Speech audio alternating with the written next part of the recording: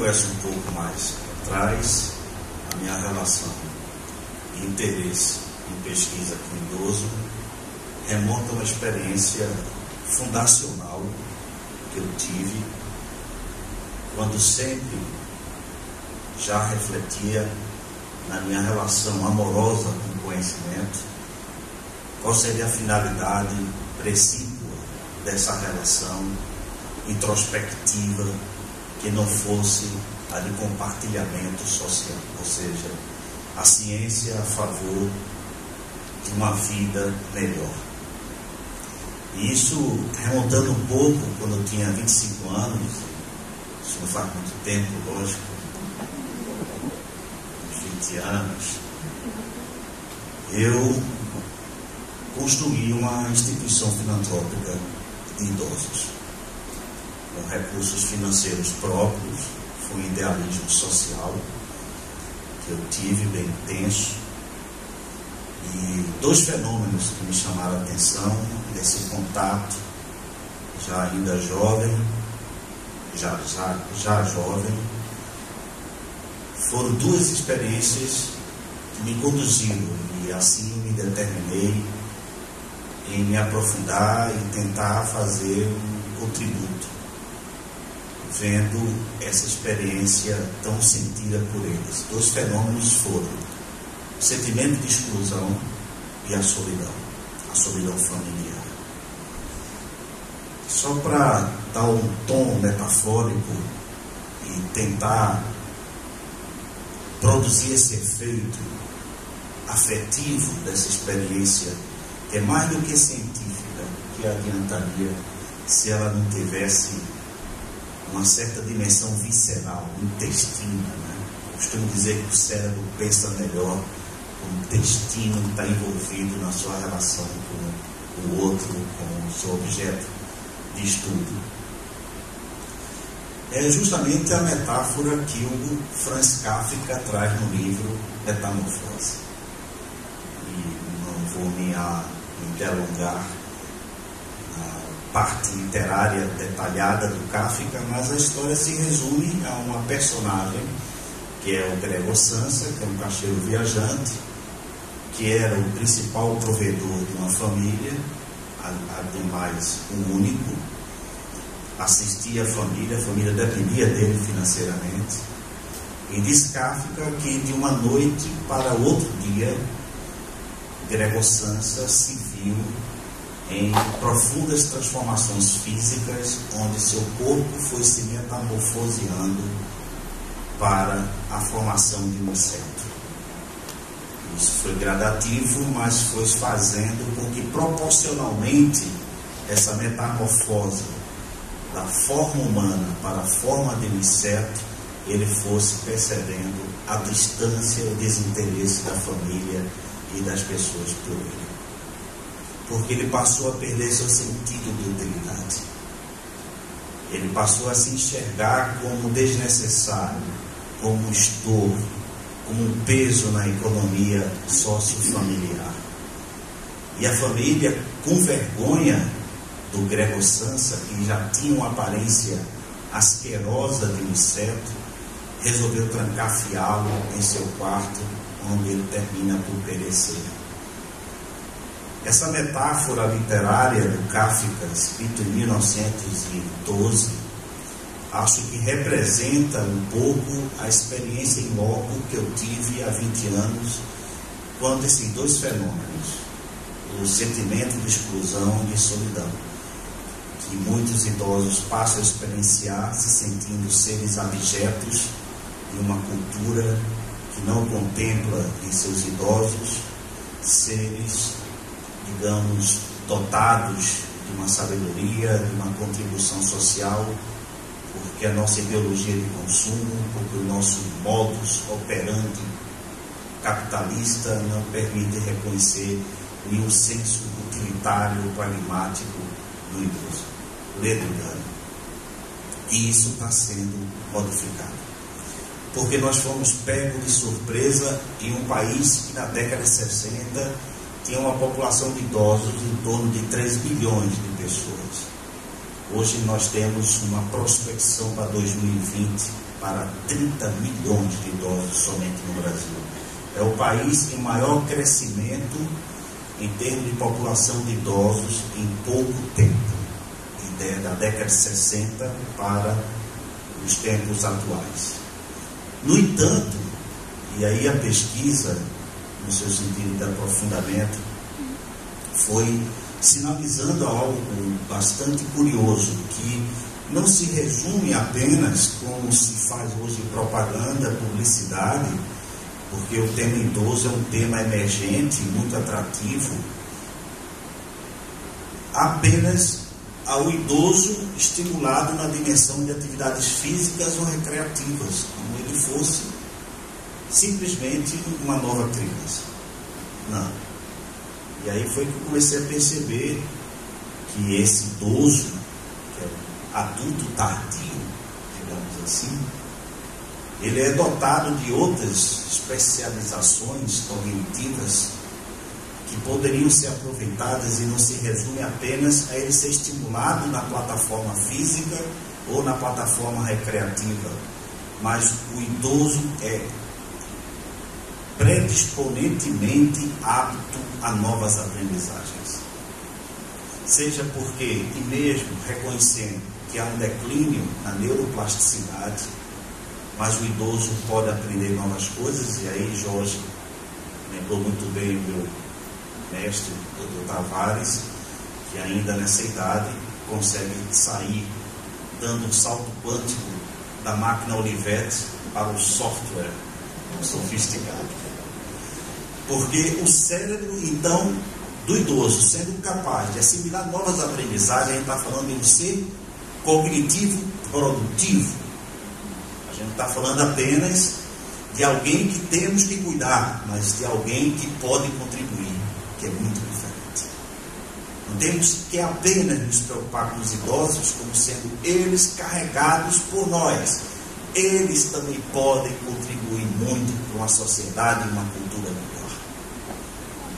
Isso me chamou muita atenção nas pesquisas, tanto que lá no curso de Psicologia da UPE, quando nós fundamos a Universidade do Idoso, foi uma honra, né? O Gabriel me acompanhou nessa trajetória, eu estou migrando essa atividade para aqui, para a Faculdade de Ciências Médicas, onde eu trabalho, é justamente dentro dessa perspectiva, e não perceber apenas o idoso, que no tempo clássico era visto como um inseto, e nos tempos atuais visto como alguém que você tem que carregar e está estimulando o tempo todo para que ele não decline em atividade física e recreativa, convertê-lo em um agente de potencial transformacional da nossa sociedade, da nossa cultura e da nossa civilização. Então esse é um dos achados que eu acho interessante. Me lembrando assim um pouco da história formativa de como pensar, como estruturar a formação do idoso em nossa cultura, eu destacaria 3 filósofos, né, e aí meu querido aluno já, né, posso dizer, querido Saulo, que me acompanha na residência psiquiátrica, está aí presente, a gente gosta muito da filosofia, pelo que eu estou vendo. Eu vou me remontar a 3 filósofos apenas, para que nos situemos no aspecto histórico de como a fase do adulto tardio foi sendo percebida ao longo da evolução da história e da cultura humana. E isso tem uma relação direta, eu começaria de frente para trás com Simone de Beauvoir, que foi a parceira, amiga, esposa do Jean-Paul Sartre, existencialista. E ela escreve um pouco sobre o envelhecimento, mas ela cita um aspecto capital, que eu diria que se agregaria ao que nós descobrimos em nossos estudos aqui com a companhia do Carlos, da Surinama, dos discentes, do querido amigo Leopoldo e da belíssima fala do professor Jorge. Que é justamente quando se refere ao prazer. O idoso, ele pode e deve continuar sentindo prazer de viver. Não obstante a proximidade da finitude da vida, mesmo que sendo religioso ou não, o fato que é possível ele produzir sentido de vida através do prazer. Jorge lembrou muito bem aí, eu me referiria à dopamina como esse neuromodulador mais importante na sistematização do pensamento, na potencialização dos recursos cognitivos do sistema de recompensa cerebral. E como é que essa dopamina pode ser ativada no cérebro do idoso com um declínio de neuroplasticidade e com adventos socioculturais repressores e discriminatórios para esse idoso, fazendo com que ele entenda que o conhecimento é a forma ainda mais ativa de estimular o crescimento humano. Ou seja, eu voltaria a acreditar no retorno do idoso às universidades. Isso me faz lembrar que é muito comum no Japão um idoso de 80 anos ser diplomado. E a sua diplomação merece, como a de um professor, o reconhecimento e a deferência do imperador. São as duas pessoas em que o imperador pode projetar sua deferência. A um idoso que se diploma e a um professor. Quando a gente traz isso para o Brasil, a gente é tomado por um surto psicótico. Efeito alucinatório para aqueles que são idealistas, delirante para aqueles que acreditam que o cérebro do idoso pode produzir e ser potencialmente um agente de transformação. E aí, saltando de Simone de Beauvoir, no seu aspecto que eu destacaria o prazer, ou seja, o idoso precisa continuar produzindo prazer, eu iria justamente para um outro filósofo mais para trás, que seria justamente, que é o Cícero. Né? O Cícero faz uma menção extremamente importante, já na época, digamos, do século 2 ou 3 depois do Cristo, que ele faz menção que o envelhecimento, para poder ter um sentido existencial, a pessoa precisaria ter uma vida ativa. Então seria um outro elemento que eu agregaria, não apenas a competência cognitiva de novas aprendizagens, o retorno do idoso ao circuito universitário, que somente é dado para alguém que está começando a sua vida, ou seja, a graduação somente se pensa lá no início de sua vida. Não é possível pensar constantemente nessa relação amorosa com o conhecimento como sendo o melhor recurso de produção dopaminérgica, de produção de sistema de recompensa, de prazer. Então a gente já teria aí um anexo importante de Cícero para Simone de Beauvoir, que é junto com a atividade e a produção do prazer. Mas o ciclo se fecha quando eu trago Sêneca, e quando ele fala sobre a tranquilidade da alma, a ataraxia, ou seja, o asserenamento. É uma fase em que você acumula aprendizagens e que o diferencial que envelhece-se bem na medida que se vive bem. E o idoso vai contar nessa fase do seu ciclo vital mais delicada, mas não menos potencialmente de ordem competente, de ordem ao mesmo tempo assertiva, resolutiva, com a sua reserva de forças.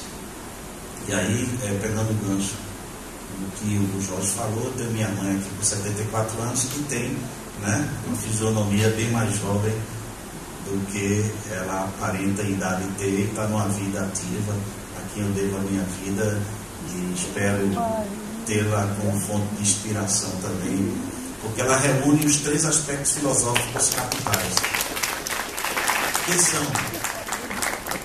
atividade, prazer e asserenamento.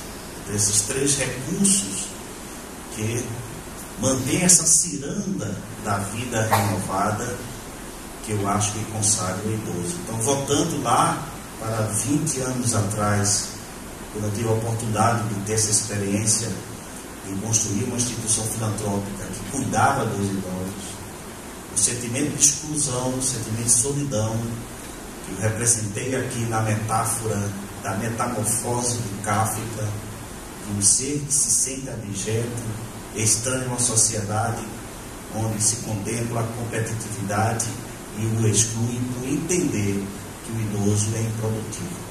Então, a mensagem do livro, para concluir, foi um esforço de reunir pessoas competentes de vários núcleos universitários, da Universidade Federal, daqui, da UPL da Araújo, daqui da Faculdade de Ciências Médicas, da Universidade Federal do Espírito Santo, da Universidade lá do Ceará, Crato, né?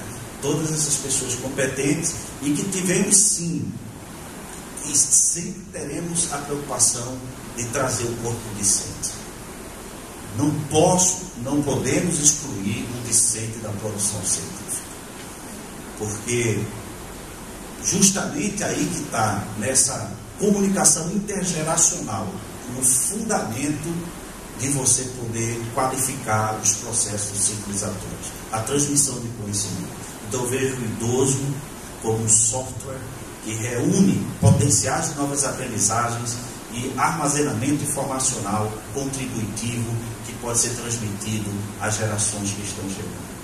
Então, eu concluiria, me lembro aqui de um comentário, quando arguído em público, todos vocês devem ter ouvido falar já do Confúcio, que o nome dele não é Confúcio, isso aí é uma designação recebida como, que quer dizer, o grande sábio.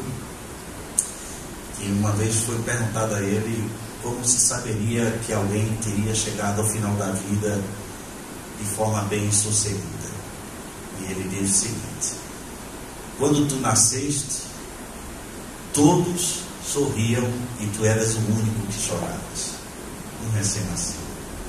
Para saber se tua vida valeu a pena, chegando à idade tardia, vives a tal momento de forma intensa que essa fase tardia seja apenas um coroamento de uma vida encantada.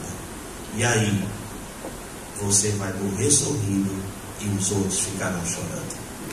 Então aí você saberá se valeu ou não a pena. Então envelhece-se como se vive. Obrigado.